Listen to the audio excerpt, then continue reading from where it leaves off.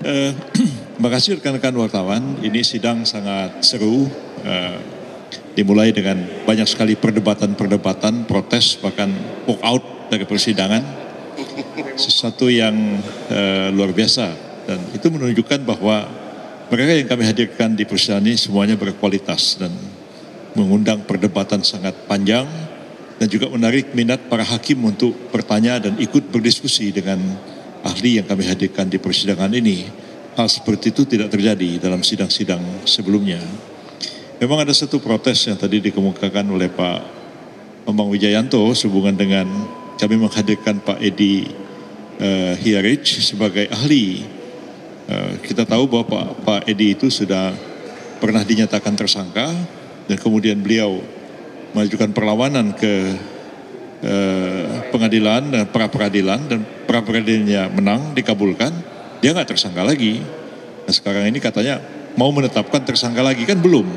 Nah andai kata pun tersangka, ya tidak masalah juga. Siapa yang mengatakan orang tersangka tidak boleh menjadi ahli? Bahkan kami patut mempertanyakan status Pak Bambang Wijayanto itu sendiri. Ya, beliau itu kan tersangka, ya kan? P21 dilimpahkan ke kejaksaan, dideponir perkaranya. Status beliau itu lagi apa sekarang ini? Tersangka selamanya, seumur hidup tersangka. Dan bisa dibuka kembali juga. Kalau orang di SP3 itu close. Orang dikalahkan dimenangkan pra peradilannya close. Orang ini tersangka cuman di dep. Tahu nggak di dep? Simpan begini. Tidak dimajukan ke pengadilan. Sampai kapanpun dia tersangka. Oh jangan. Jadi saya heran ya. Orang itu suka menyalah-nyalahkan orang tapi nggak melihat pada dirinya sendiri. Tapi kami sih toleran aja, kami biarin aja selama ini. Saya nggak pernah protes Pak Bambang Wijayanto. Saya tahu status beliau seperti itu, selama ini saya juga nggak pernah komplain mau datang ke pengadilan. Ya udah kita ladenin aja di pengadilan. Nah itu ya satu hal yang kita tegaskan seperti itu. Silakan barangkali yang lain-lain. Pak Oto dulu. Jadi memang ini sidang hari ini cukup hangat ya. Hangat sekali, hakim juga tertarik nanya ya. Semua ikut bertanya. Tetapi satu hal yang paling penting. Selama ini kan dinarasikan ya bahwa adanya PJ penjabat ya yang ditunjuk menjadi kepala daerah di daerah ini dinarasikan oleh pihak pemohon seakan-akan itu adalah suatu upaya untuk memenangkan Gibran dan Prabowo Gibran. Tetapi ternyata asumsi-asumsi yang mereka buat itu tadi terpatahkan. Kenapa? Terbukti ahli menerangkan bahwa di Aceh itu ternyata baru kita tahu juga penjabat-penjabat itu, PJ-PJ itu paling banyak di Aceh. 23 dari 24 jumlah PJ ya penjabatnya. Ternyata 02 kalah di sana. Ya kan? Demikian juga di Bengkulu. Paling banyak itu PJ-PJ di sana. Ya. Kemudian juga di Sumatera Barat gitu ya. Jadi ini membuktikan bahwa tuduhan mereka itu tidak benar, patah gitu loh. Jadi hanya asumsi-asumsi saja. Narasi-narasi kecurigaan, oh kami ini kalah karena Pak Presiden nunjuk pejabatnya di sana. Tapi ternyata terbukti seperti itu tidak ada. Dan kemudian juga di luar negeri juga nggak ada pejabat ya. Di luar negeri juga nggak ada pejabat, nggak ada PJ gitu ya, nggak ada bansos, nggak ada PJ ya tetap aja juga menang 02-nya gitu loh. Jadi ini ya kita pikir ya yang harus kita pahami, jangan sampai ada lagi narasi-narasi yang menyudutkan Pak Presiden ya tentang adanya PJ, ada bansos. Nah soal bansos mungkin besok akan lebih jelas dan PJ juga nggak akan jelas. Nanti akan jelas sesi 2. Kita akan jelaskan lagi itu ya. Jadi itulah mungkin yang saya sampaikan. Terima kasih. Sedikit saya koreksi tadi ucapannya Pak Bambang Wijayanto ya. Di mana ada PJ-PJ itu Pak Jokowi datang kampanye. Ya. Setahu saya sampai hari ini Presiden Jokowi tidak pernah melakukan kampanye apapun dalam pemilu kemarin. Jadi itu dikoreksi ya, jangan nanti jadi fitnah begitu. Pertama saya ucapkan mudah-mudahan cepat jadi Jaksa Agung Yusril. Mudah-mudahan jadi Jaksa Agung. Oke. Kalau kemarin saya mengatakan kita menang 20-0. Kenapa? Salah satu inti gugatannya kan tentang Sirekap. Dia bilang Sirekap itu alat curang.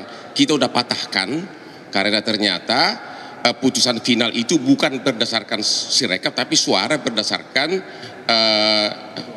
manual dan berjenjang. Jadi patah sudah satu bagian dari surat permohonan, yaitu tentang Sirekap 20-0. Sekarang tambah lagi 10-0 hari ini jadi 30-0. Kenapa? Dari tadi yang dibahas adalah tentang nepotisme, TSM, dan keterlibatan Jokowi. Saya mau kasih tahu, Hotman ini walaupun tampaknya kayak rockstar, kemarin waktu Hakim yang mulia Arief membahas cincin saya langsung viral di mana-mana. Tapi Anda lupa, saya ini sudah 38 tahun pengacara dan 20 tahun di kantor raksasa dunia, 4 tahun di Australia dengan 700 pengacara bule. Apa yang saya pelajari? Tidak mungkin pengadilan menyatakan seseorang melanggar hukum kalau dia bukan pihak dalam perkara tersebut. Permohonannya ini kan selalu menyalahkan Jokowi, termasuk mengenai bansos dan PJ, juga menyalahkan Menteri Dalam Negeri, tapi Jokowi dan Menteri Dalam Negeri bukan pihak dalam perkara ini. Jadi bagaimana mungkin nanti Mahkamah Konstitusi mengatakan bahwa Jokowi melanggar hukum, melakukan kejahatan, dan juga Mendagri, ya nggak mungkin. Kalau ini dalam perkara perdata, istilahnya itu bahasa Bataknya, bahasa Belanda, niet on van klik, gugatan tidak dapat diterima. Jadi makanya saya bilang sudah 30-0. Ditambah lagi 5-0 lagi 35-0. Aceh 24 kepala daerah, 23 PJ kalah. Ternyata kalah 0-2. Di Jakarta hampir berimbang. Kurang apalagi dekatnya sama pusat kekuasaan, tapi hampir berimbang 0-1 dan 0-2. Jadi sekali lagi hari ini 35-0. Nanti kalau nanti sore mengenai bansos mungkin akan genap 50-0. Itulah. Dan sekali lagi kita berharap teman kita ini cepat jadi Jaksa Agung.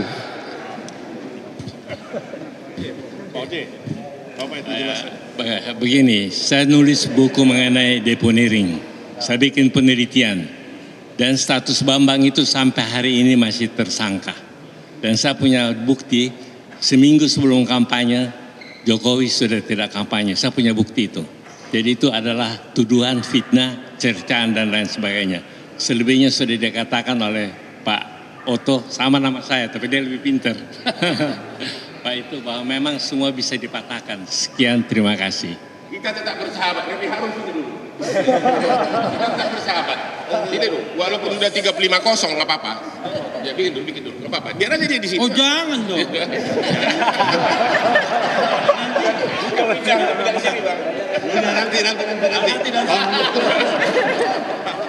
Nanti baru untuk sambutan itu. Jadi terima kasih rekan-rekan wartawan. Jadi semua sudah disampaikan oleh Prof. Yusril, Prof. Oto, Bang Hotman. Hotman kata Refli, Hotman. Si Bambang berubah nama, ibu gua ngasih gua Hotman.